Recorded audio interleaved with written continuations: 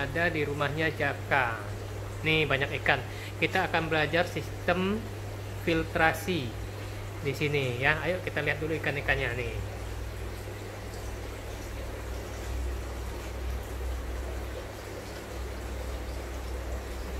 Tuh, cakep-cakep ikannya nih. Halo. Tuh, pengen kenalan ikannya. Nanti kita kenalan sama yang punya rumahnya. Nih kita lihat ikannya dulu. Nih. Ini anakan loh. Dari kecil. Dari telur, tapi udah gede nih ini. Ini sekitar 2 inci lebih. Ada yang udah 3 inci kayaknya.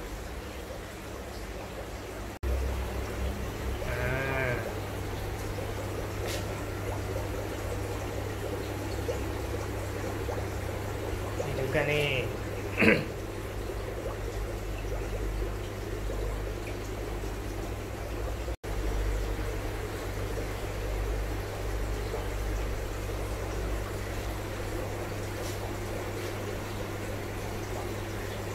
Nah, banyak nih. Cakep-cakep tuh.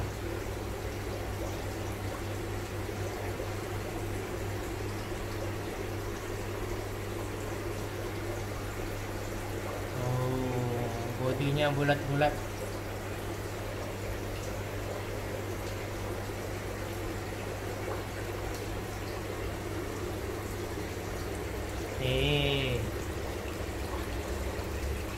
Nih ada tukang sakunya nih. Nah ini juga keren-keren.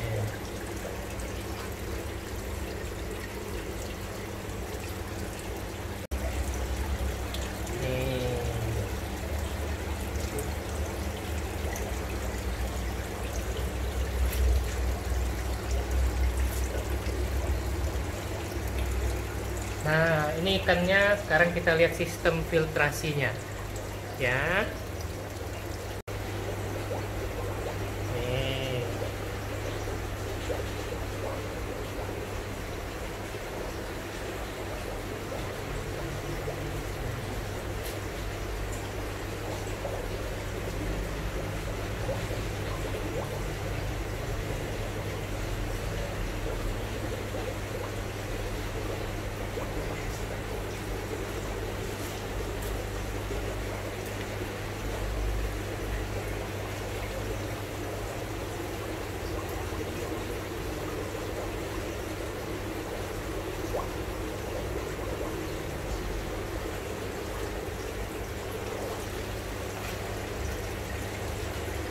Nih. Ini sistem aliran airnya begini.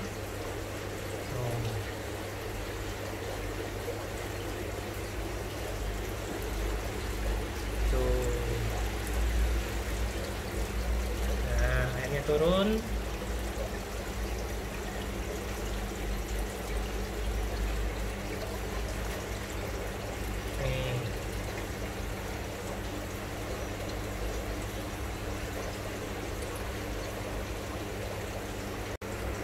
Nah, ini sistem filtrasinya tuh pakai central filter.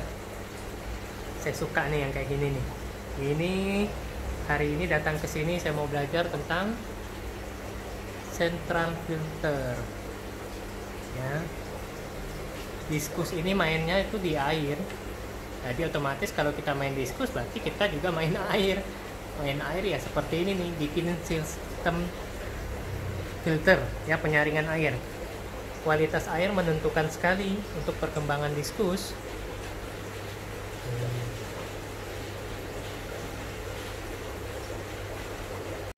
Halo Bro Jaka. Ya, halo. Nah, ini Bro Jaka yang punya tempatnya nih. Dia yang mendesain sistem central filter di sini ya, di rumahnya sendiri. Itu, ini kesempatan bagus buat kita semua untuk belajar.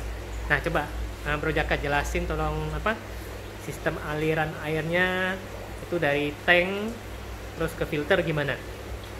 Nanti dari filternya ke tank, oke? Oke. Ya. Jadi ini sistem filtrasi saya ini sebenarnya sederhana. Saya ini untuk mendukung berapa akuarium. Bisa dilihat kalau yang barisan sini untuk 8 akuarium. Jadi satu akuarium dipakai sebagai filter 7 akuarium. Nah, kalau pergerakan airnya itu kan sederhana saja. Airnya dari sini ya? Airnya dari sini, pompa dari awalnya. Pompa awalnya, oke. Terus masuk ke bagian filter. Terus naik ke filter, Nah, oke. airnya pindah tempat ke tank sebelahnya. Oh, setelah melalui proses ini pindah Ya, ke sebelah, oke. Terus Nah, sebelah lagi.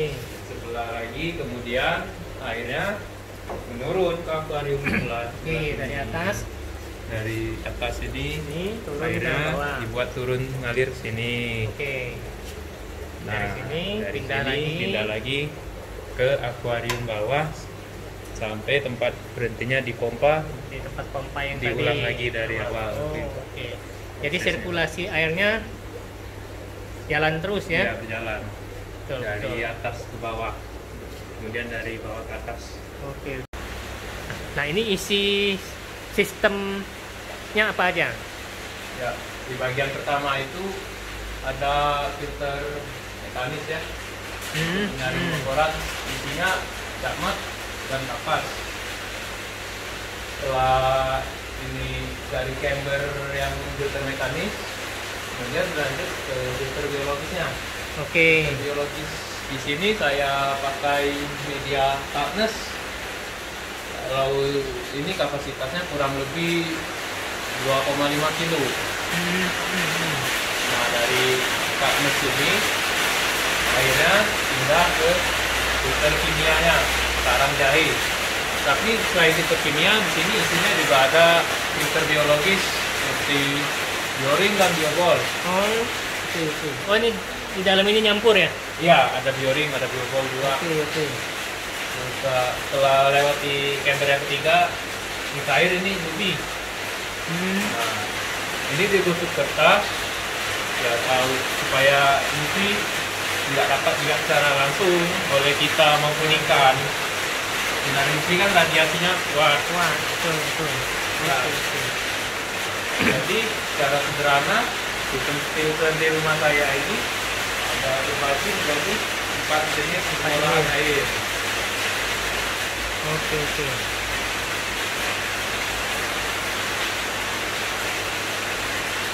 Nah, ini fungsinya gimana? Ya, yang pertama tadi ini untuk menyaring kotoran yang kasar.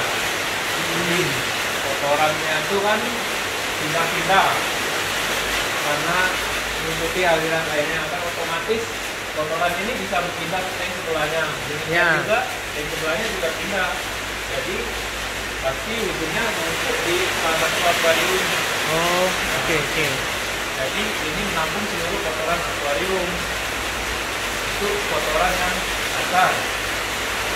Sedangkan yang ini filter biologis, ini fungsinya rumah bakteri, yaitu sebagai pengurai nitrogen, amoniaknya ikan. Jadi kalau sudah bicara tentang proses penguraian ini ya, itu fungsinya sangat penting untuk mempertahankan pH. Jadi pH-nya itu tidak akan menurun kalau amoniaknya bisa diuraikan secara baik. Kebetulan ini pakai toughness, jadi toughness ini berfungsi kalau dikasih aerator dan dikasih pergerakan seperti ini. Jadi bakterinya bisa recycle, daur ulang. Nah, untuk yang berikutnya yang ketiga ini itu isinya kan tadi sarang jahe, bioring, biobol. Kalau sarang jahe itu fungsinya sebagai supply mineral mineral dalam air.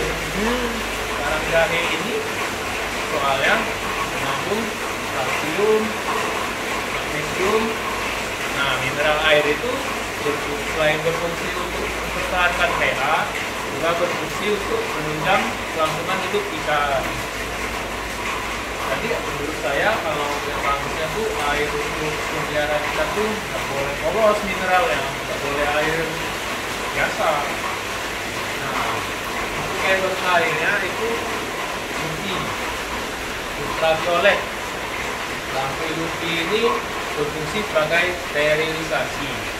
Jadi kalau secara tidak langsung kan di air itu pasti ada kemungkinan patogen atau bakteri, kuman, virus yang berbahaya. Nah, diharapkan pemilihan UV ini bisa mengurangi patogen tersebut. Selain itu UV ini fungsinya bukan hanya untuk sterilisasi bakteri saja, tapi untuk menjaga kejernihan air. Jadi air tidak akan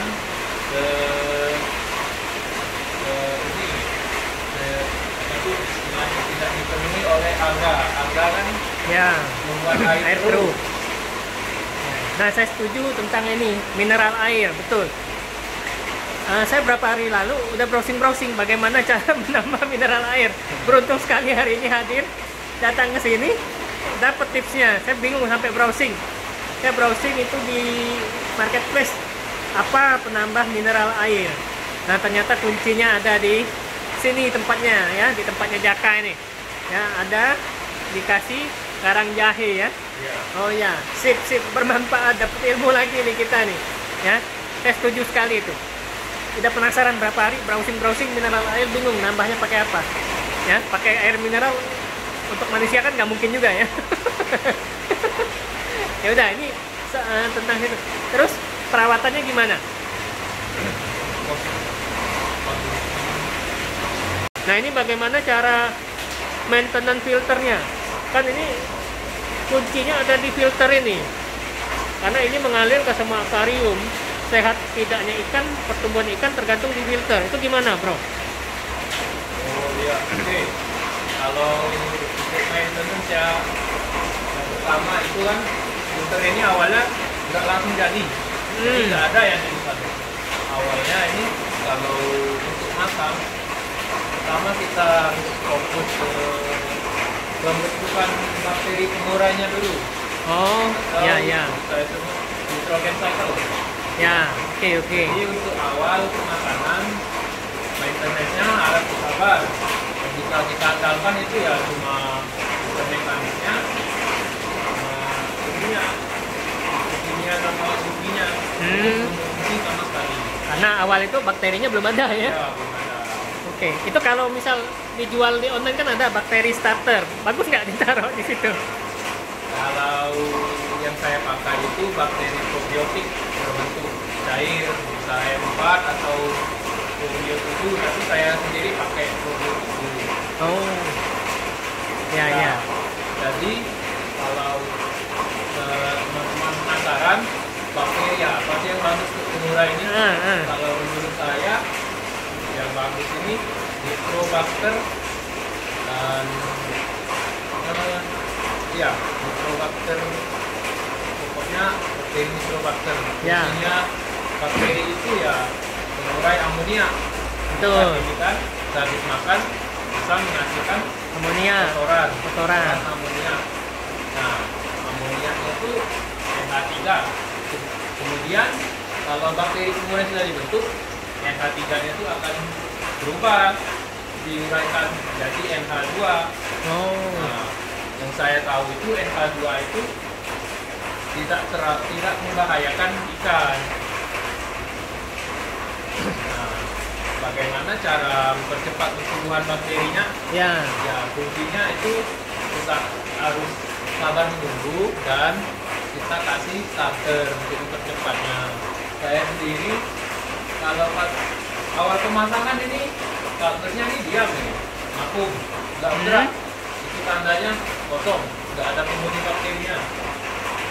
Nah, setelah saya maintenance kasih starter terus rutin, bikin sehari sekali dengan dosis akuarium sebanyaknya yang 82 tadi tutup 5 mili saja, dan setelah 3 minggu akhirnya bergerak medianya. Oh, ini tandanya media. Oh, ini awalnya diam, tidak Iya, bergerak. awalnya diam. Oh. Tidak langsung bergerak, walaupun kita kasih aerator kenceng juga. Oh. Iya, semua. Ya. Oh, berarti semakin dia bergerak ini semakin banyak bakteri yang bagus ya? Iya. Oke. Sebenarnya nggak harus toughness juga bisa. Ya. Kayak Stabio atau Biobol atau Bioring juga bisa deh. Tapi kalau menurut saya ya, saya ini tertarik sama toughness ini karena si pembuat toughnessnya ini ngomong ini media sifatnya permanen dan bakterinya selalu berganti dengan cara toughnessnya saling bergerak dan untuk pergeseran gitu kan. Ini fungsinya untuk recycling bakteri. Recycling, betul. Nah, kalau maintenance dasarnya tadi ya, kalau sudah jadi ya tinggal disipon saja kotoran awalnya. Dan ini juga untuk bagian pipanya ini kalau perlu dilakukan kebersihan seminggu sekali aja. Kalau mampet kan, Oh mampet ya. kan harusnya kecil. Kalau harus kecil otomatis pergerakan air juga lambat. Nah, Oke. Itu kalau untuk karang jahe gimana pergantiannya? oh, kalau karang jahe ini yang saya tahu sifatnya permanen, tapi menurut saya enggak sih. Soalnya pas saya ukur awalnya pH saya di sini itu stabil 7. Beberapa bulan kemudian, sekitar 5 bulan kemudian saya ukur lagi kok dapat 5,5 pH saya. Bahaya ini. Iya, saya udah ngerasa itu pas nasi makan ikan kok nggak disamber. Bahaya ini lima kemarin. Air boleh bening, pH-nya bisa jadi asam. Iya. Nah, saya kan mikir ini nggak permanen media ini, jadi gimana ngakalinnya? Oh ya sudah, saya kembali ke teori dasar. Mungkin kalau teman-teman tahu di kolam atau di tambak itu kan ada pengolahan tanahnya. Pengolahan tanahnya itu pakai kapur pertanian, boleh dolomit atau kapur siri. Saya pakai kapur dolomit. Jadi kalau serasa pH udah turun, udah asam, kita balikkan lagi semula dengan kapur. Kapurnya nggak banyak kok, saya pakai 2 sendok untuk 8 tank. Jadi kapur nanti kita larutkan dulu di air sambil di ember misalnya. Kalau sudah larut, kita siapin saringan ya. Bubuk kapurnya, ampasnya jangan dimasukin. Oh, jangan dimasukin. Bubuk airnya saja. Kita Airnya aja, tuang ke oke. ember ini, nah, karang jahe ini. Tapi jangan sampai ember ikannya dituangin. Ya. Soalnya airnya pasti kabur. Kalau dituangin di sini, kapurnya bisa diminimalisir. Jadi bubuk serbuk kapur nanti nyangkut di sini. Jadi untuk masalah pH, setelah saya tambahin kapur lagi, aman sampai 3 minggu nggak berubah-ubah lagi pH-nya. Sip. Ya, ilmu yang sangat bermanfaat nih dapat hari ini kita semua ya. Ini penting sekali bagi yang punya diskusnya banyak. Ya, penting sekali filter seperti ini. Ya, kalau punya diskusnya satu akuarium ya nggak usah central filter itu untuk banyak. Tapi ini saya yakin bermanfaat sekali, bagus sekali. Ini aja saya mau buat seperti ini ya. Tempat saya belum, masih filternya 1 tank 1 boros ya. Dan juga lebih paten, lebih bermutu yang seperti ini jauh. Oke. Nah, itu tadi liputan kita tentang sistem central filter di rumahnya Bro Jaka. Keren banget kan? Oke, keren banget ya. Nah, apa pesan dari Bro nih buat teman-teman hobis diskus? Ya, untuk hobis diskus nih, kalau hobi itu menurut saya jangan tanggung-tanggung ya. Kalau beli ikan udah mahal-mahal, kok perawatannya yang murah? Ya, setuju. Saya paling suka kayak gitu. Jadi semua itu ada harganya ya bro ya. Iya. Ya, jangan tanggung, jangan ikannya bagus, perawatannya asal-asalan. Itu namanya buang duit ya. Itu. Jadi kalau udah ikannya bagus, otomatis perawatan harus bagus ya. Bagus juga. Harus bagus. Dan otomatis juga ya kalau namanya bagus. Bye bye.